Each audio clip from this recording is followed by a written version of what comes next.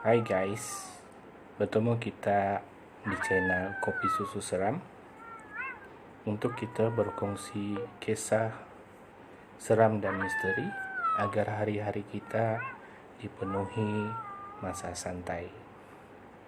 Kisah kali ini saya akan bercerita tentang pemburu buaya, di mana kisah ini terjadi dari keluarga yang mempunyai kepakaran berburu buaya.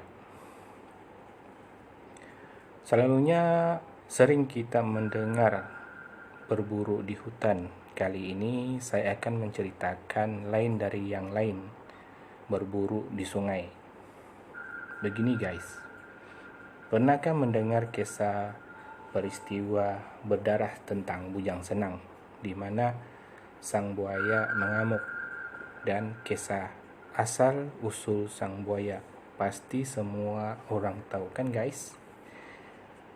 Oke, kisah saya ini bukanlah tentang Bujang Senang di Sarawak, tetapi kisah ini terjadi di kampung saya sendiri di Sabah, di mana peristiwa ini berlaku pada keluarga kawan saya. Cerita ini terjadi agak lama dahulu. Pada masa itu saya dan kawan masih di bangku sekolah rendah lagi. Percaya ke guys bahwa sang buaya mempunyai memori lebih dari kemampuan memori manusia. Daya ingatan buaya lebih panjang waktunya dari manusia.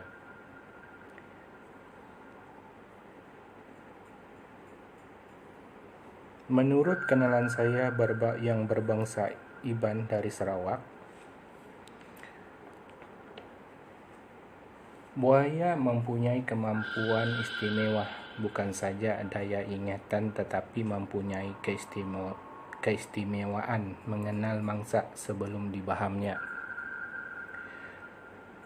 Ya, inilah uniknya tentang buaya. Kata kenalan saya yang berasal dari Sarawak, seperti mana orang Sarawak juga gemar berburu buaya. Selain daging yang digemari, kulit dan organ-organ badan berguna untuk perubatan. Tidak heranlah buaya diburu karena permintaan pihak-pihak tertentu yang tidak bertanggung jawab. Tetapi awas, di sebalik berburu buaya, pasti Anda tahu bahwa buaya juga mempunyai dendam. Ini karena sesiapa yang pernah berburu buaya pasti menjadi musuh ketatnya. Oke, mari saya kongsikan kisah ini tentang kawan sekampung di mana keluarganya pernah menjadi pemburu buaya. Keluarga kawan sekampung saya ini terkenal dengan keberaniannya. Malah orang tuanya juga mempunyai kepakaran yang lebih diwarisi oleh nenek moyang mereka tentang keturunan dan kepakaran berburu di darat maupun di sungai. Yalah.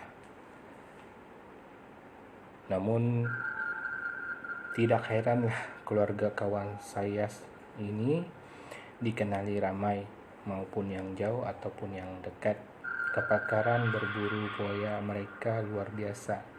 Malah ada beberapa keluarga mereka boleh menyelam di dasar sungai berjam-jam lamanya. Ini memang saya akui karena pernah menyaksikannya sendiri ketika saya masih persekolahan rendah lagi. Ketika ada peristiwa korban mati lemas di kampung berdekatan dengan kampung saya ketika itu, mereka sebenarnya tinggal di bersebelahan kampung, di mana ada korban ketika itu mati lemas.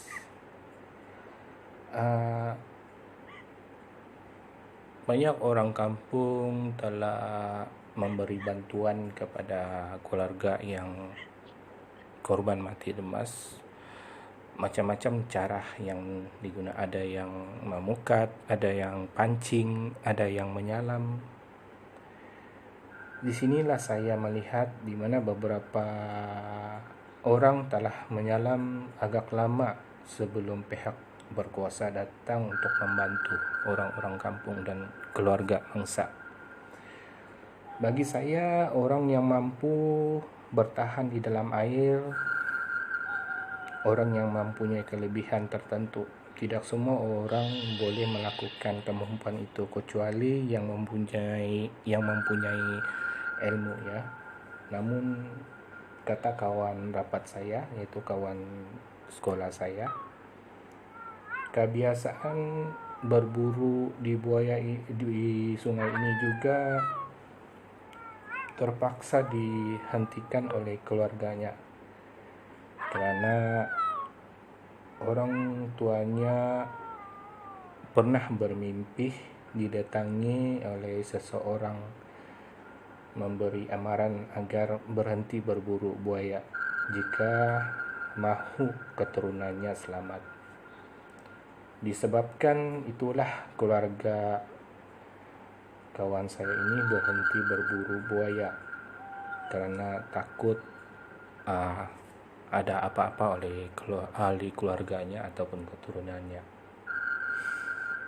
Kisah ini ketika saya masih dalam persekolahan lagi, ya guys. Ini adalah satu pengalaman dan pelajaran bagi kita yang hidup harus menghormati kehidupan yang lain. Apa yang menjadi misteri sungai ini adalah di mana kes korban rata-rata mati lemas, tidak ada terjadi kes korban di bahan buaya. Sedangkan kami penduduk kampung tahu dan pernah melihat buaya-buaya di sungai ini cukup besar. Malah ada beberapa jenis buaya. Namun misterinya korban mati lemas ditemui semuanya sempurna, tidak ada kesan-kesan baham buaya. Ini menjadi misteri. Adakah buaya-buaya ini memahami mangsanya atau mungkin ada cerita di sebalik yang tidak diketahui oleh orang-orang kampung ataupun generasi seperti kami yang masih muda. Sebenarnya sebelum kampung ini didiami oleh orang-orang kampung dari berbagai tempat, asal mulanya pernah didiami oleh penduduk kaum lain. Oleh sebab ada peristiwa berlaku, kaum ini terpaksa berpindah randah ke daerah lain atau ke kawasan lain. Ini berlaku sebelum Perang Dunia Kedua lagi. Mungkin ada kisah ataupun peristiwa di sebalik kampung atau sungai ini, namun tidak ada siapa yang tahu. Beberapa penduduk kampung juga telah menceritakan, contohnya orang yang lebih tua daripada kami. Konon sebelum kami ataupun nenek moyang kami menduduki tempat ini atau mendiami tempat ini, ada beberapa kaum yang lebih dulu daripada kami sebelum Perang Dunia Kedua, ya. Namun saya akan menceritakan kisah cerita kaum yang lebih dulu dari kampung ini, dan saya akan ungkapkan di mana pihak kerajaan telah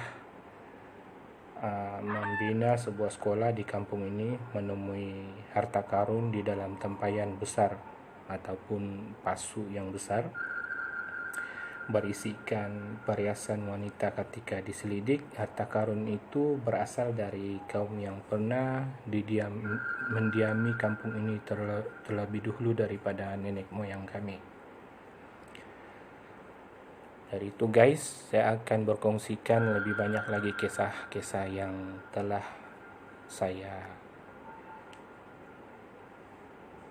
pengalaman saya ataupun kisah yang pernah saya dikongsikan oleh guys kita, kawan-kawan kita di luar sana.